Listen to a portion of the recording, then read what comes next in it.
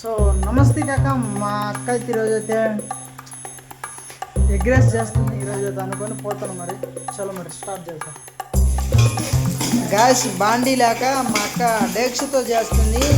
మీరైతే బాండీతో చేసుకోండి, మేమైతే డేక్షతో చేసుకుంటాం. మాకు బాండీ లేదన్నమాట. ఈరోజు కాదు, ఎప్పటికి ఉండదు మా కాడ.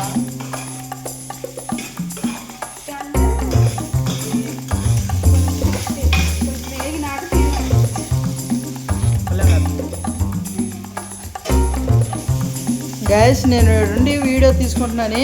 ప్రతి ఒక్క పని నాకే చదువుతుంది. మనిషి గుడ్డ కూడా తెమ్మని చదువుతుంది. ఇంకా ఏం చేస్తా, తప్పదని ఇంకా అయిపోయింది. పల్లెంలో అయితే వేసేస్తుంది. ఇంకా అంటే లాంగ్వేజ్ అనేది మారిపోద్దిలే, మీరేమైతే అనుకోవద్దు. కొంచెంత వేసేసుకుందాం. ఇంకా ఉల్లిగడ్డలు అయితే వేసేసుకుందాము.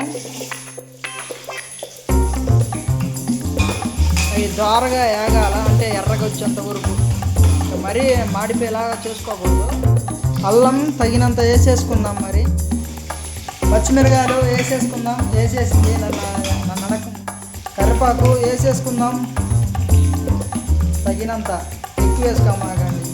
పసుపు తగినంత వేసేద్దాం. గైస్ గుడ్లు వేసేద్దాం. మనం మార్చుకున్న గుడ్లు ఉన్నాయి కదా, వేసేద్దాం. తగినంత వేసేద్దాం.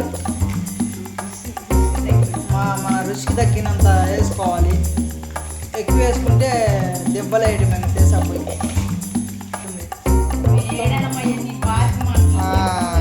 మా అక్క మాట్లాడుతుంది, వేడనమంటుంది. పల్లెటూరు భాష కదా, ఇంతే ఉంటుంది అనమాట.